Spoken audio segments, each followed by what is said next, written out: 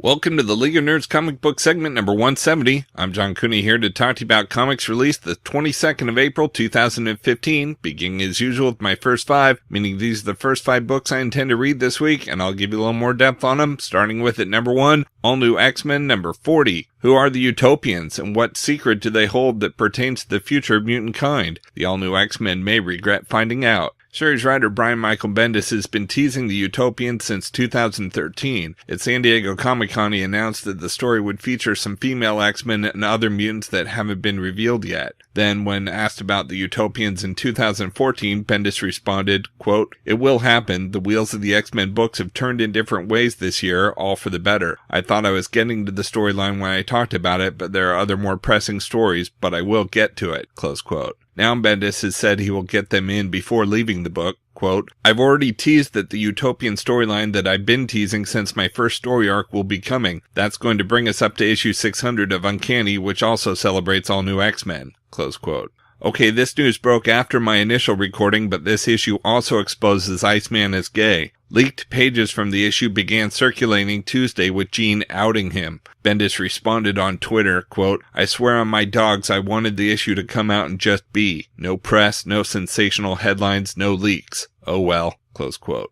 Subsequently, in a statement to the press, Bendis said, quote, "There are thousands, if not millions, of stories of people who, for many different reasons, felt the need to hide their sexuality. The X-Men, with the concept of time travel, give us a fascinating platform in which to examine such personal journeys. This is just the first little chapter of a much larger story that will be told," close quote.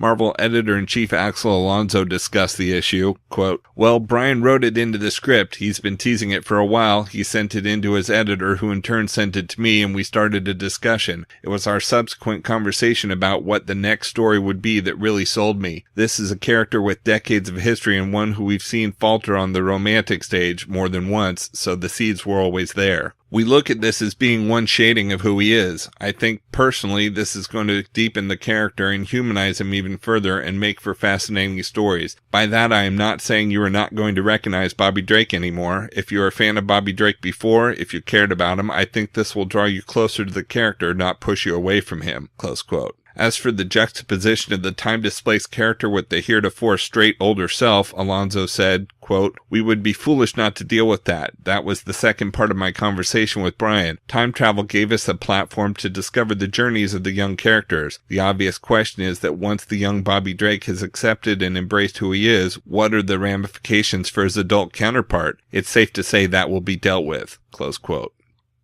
At number 2, we have Guardians of the Galaxy and the X-Men, The Black Vortex Omega number 1. The Black Vortex ends here. When an entire planet and potentially the entire galaxy is caught in the crosshairs of Knife's cosmically empowered forces, the Guardians and the X-Men face their final test. With billions of lives at stake, our heroes are forced to make the ultimate sacrifice. But in gaining the power to potentially defeat Knife by submitting to the Black Vortex, could they have given up their humanity forever?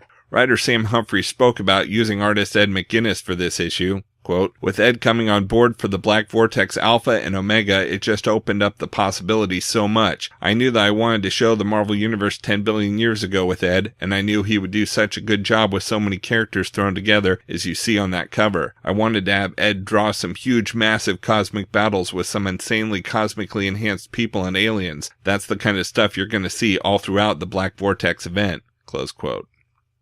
At number 3, we've got Star Wars number 4, The Greatest Space Adventure of All Time continues. Luke Skywalker is not a Jedi. Not yet, at least. He's only ever met one Jedi in his life, and he died, so Luke's quest leads him back to Obi-Wan's hut on Tatooine. Although series artist John Cassidy recently announced his departure from the book after issue 6, series writer Jason Aaron clarified, quote, "Just for the record, I am on Star Wars for the long haul. There are so many stories I want to tell with these characters," close quote. Artist Stuart Eminem will become the new regular artist with issue number 8 after a guest artist will be featured in issue number 7. At number 4, we've got Convergence number 3. Death comes calling as an injured Telos takes out his rage on the people of Kandor, while the Earth-2 team endures another brutal casualty. And major plans are set in motion as Green Lantern and the others follow Deimos into the lost city of Skartaris to find Rip Hunter and the missing Time Masters, who could be their only hope of escape from this apocalypse for infinite Earths. Series writer Jeff King told CBR TV about combining all the elements of Convergence. Of course, it was addressing Crisis on Infinite Earths, Zero Hour, Flashpoint, and all these big events where over time, DC characters had either been transformed, changed, reconfigured in their relationships with each other. So for me, part of the job was to take the story that was coming out of World's End for my characters from Earth 2 and weave it into the bigger narrative once Brainiac, who has been keeping the domed cities and timelines on Telos, disappears, and the new villain of the Convergence series, right. Telos himself, drops them all at the same time. No spoilers. But that's going to create a fight for survival. It's going to throw heroes and villains against each other, and it's going to ally certain villains and heroes that are going to blow people's minds in some cases. At number 5, we've got Amazing Spider-Man number 17.1, Who Heeds the Hammerhead? Not Spidey, apparently. The criminal underworld of New York City is on fire, and Spidey and the Wrath hope to contain it. Tough luck, you two. Series writer Jerry Conway explained the setting for this story. Quote, the thing about Spider-Man is he's comfortable in two different kinds of superhero stories. He's comfortable in the larger-than-life supervillain stories, but he's also very much a street-level superhero. Some of my favorite Spider-Man stories when I was reading the book as a kid were the Crime Master stories, the Enforcer stories, and even the early Green Goblin stories were primarily street crime-driven. That's an area that I have a comfort level with, and I didn't want to tread on things that were going on in the main book. I wanted to find an area that I thought might be a little bit underserved deliberately by Dan because he wanted to focus on other things. I looked for an area that I could play in and make a little bit of a difference, and I do love these underworld characters. Tombstone and Hammerhead are featured in this story arc. Close quote. Rounding out the top 10 at number 6, we've got Guardians of the Galaxy number 26. It seems like the Guardians have forgotten something in all the cosmic craziness that's been going on. Oh, that's right. Peter got elected president of Spartax. Wait, what? Looks like he's done a great job escaping his father's legacy. Guess he can even screw that up. At number 7, we've got Convergence New Teen Titans number 1 of 2, starring heroes from Crisis on Infinite Earths. Titans together, the greatest Titans team of them all takes on the might of the Tangent Universe's Doom Patrol. Alright, similar to last week, this week, all of the Convergence title tie-ins are set in the same era/city. So they all say, starring heroes from Crisis on Infinite Earths. So at number 8, we've got Convergence Batman and the Outsiders number 1 of 2. After a year under the dome, the Outsiders have gone their separate ways, but when OMAC attacks, Batman must find out if they have what it takes to still be a team. At number 9, we have Convergence Adventures of Superman number 1 of 2. Superman and Supergirl attempt to free their city via the Phantom Zone, but learn that if they succeed, a terrible fate awaits Supergirl in Crisis on Infinite Earths. At number 10, we have Convergence Superboy and the Legion of Superheroes number 1 of 2. While Brainiac 5 struggles to break through the dome, Superboy tries to keep the Legion of Superheroes spirits up until the Atomic Knights ride into town to cause mass destruction. For the best of the rest from DC Comics, we've got Convergence Green Lantern Corps number 1 of 2. Say the oath, save the world. If only being a Green Lantern Corps was that easy. Hal is resigned, John is busy, and Guy is pissed. Together for the first time, they'll save Gotham City or die trying. Next, we have Convergence Hawkman number 1 of 2. Hawkman and Hawkgirl put their shadow war on hold as they face the might of the anthropomorphic Ratmen and Batmen in the deadly land of Commandi.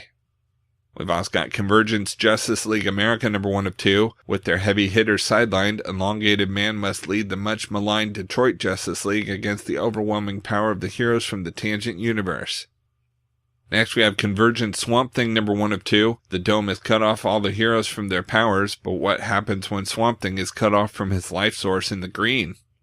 Next we have Convergence The Flash number 1 of 2. Trapped in Gotham City, Barry Allen has nowhere to run. He fights on seeking justice as well as the way to save the city, but he faces a tangent foe who thinks faster than even the Flash can run.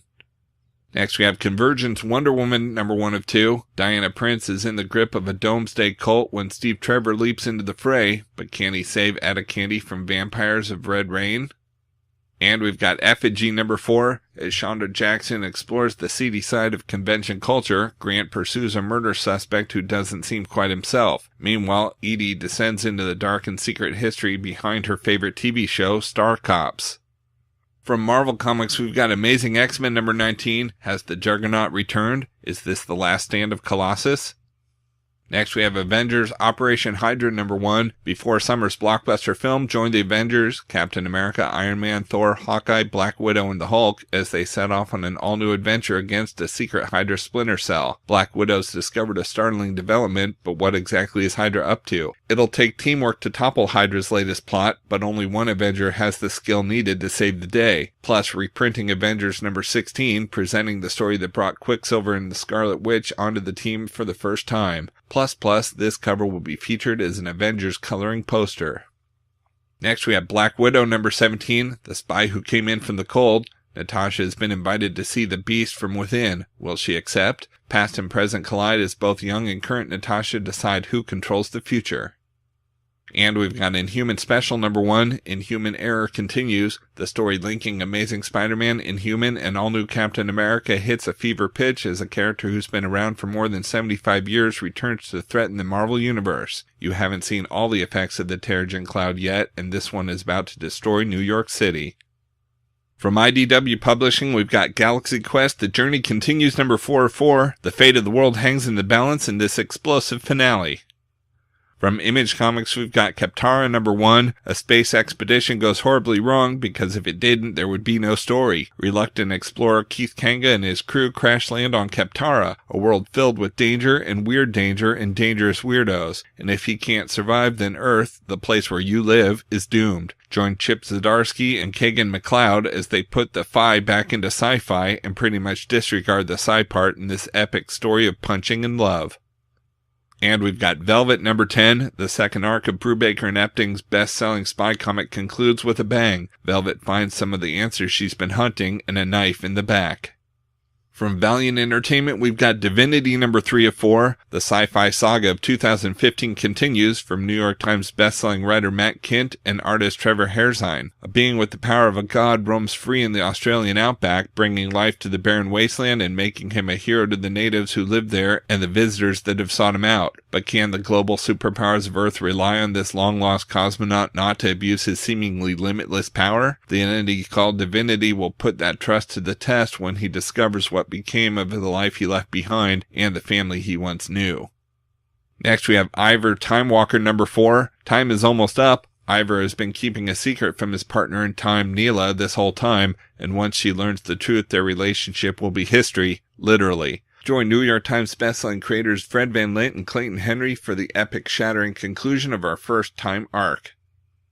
And we've got Ninjak #2, Hunted by the Shadow 7. International financier Colin King hasn't just come to Tokyo to take the Roppongi club scene by storm. As the covert MI6 operative codenamed Ninjak, he's also tracking down the men who trained him to be a lethal weapon, the very same men whose movements have now aligned with the latest terror plot by the cybernetic crime cartel called Webnet. But how do you detect killers who specialize in the undetectable? And how does he know that the Shadow 7 haven't caught up with him first? It's all-out ninja versus ninja warfare as the deadliest men and women in 5 continents converge on the Tokyo underworld for a blood-spattered blowout. Don't miss the second 40-page issue of Ninjak's shocking ongoing series from Valiant superstars Matt Kindt and Clay Mann. Also featuring an all-new installment of Ninjak's never-before-revealed origin by Matt Kindt and Eisner Award nominee Butch Goose. Out in trades this week, we've got Hulk Future and Perfect trade paperback new printing. The Hulk has seen the future, and it is murder. Beloved Hulk writer Peter David brings readers 2 classic dystopian tales of earth-shaking impact. Both stories find the Hulk at the end of the earth and at the end of his rope. In Future and Perfect, the Hulk is the last superpower in a post-apocalyptic Earth, ruling with an iron fist as the wicked maestro. But summoned from the past by a small band of rebels is perhaps the only being who can stand against him. And in the end, the green-skinned Titan walks alone among the wasted and barren land and must confront the one who is easily his ultimate nemesis. These 2 tales of the end times surely rank among the classics of Marvel history. And we've got Spider-Man The Complete Alien Costume Saga Volume 2 trade paperback. Spider-Man's greatest fashion disaster continues. With his symbiotic black costume safely removed and imprisoned for study, Spidey redons the classic red and blues to battle fearsome foes including Hobgoblin, Silvermane, and the Kingpin. But when the Black Cat whips him up a homemade version of his ebony ensemble, Spidey can embrace a modern look that only looks killer. But while Peter thinks he's done with his rather clingy former suit, the sinister symbiote isn't finished with him, and when it escapes and seeks out its former host, Spidey's gonna have to do do some quick thinking in order to avoid becoming a permanent part of the alien duds. Guest starring the Human Torch, Thor, and the X-Men. Collects Marvel Team-Up number 146 to 150, Peter Parker the Spectacular Spider-Man number 96 to 100, and Annual number 4, Amazing Spider-Man number 259 to 263, and Web of Spider-Man number 1. Okay, so that's just a few of my favorite books out this week. There's still plenty of others available, and I broke out all the Marvel titles this week in their own video, as well as a separate video for all of DC, and even a video with the top independent publishers. You can find them all on my YouTube channel at he'sgotissues.com. And we'll also have links up on the leagueofnerds.com, our Facebook page, so be sure to like us there too. And of course, you can follow everything I'm reading on Facebook, Pinterest, Tumblr, Twitter, and Instagram. You can find links to everything in the About section at he'sgotissues.com. And a reminder that both He's Got Issues and the League of Nerds are proud members of the Comics Podcast Network. So until next week, I'm John Cooney, and I've got issues.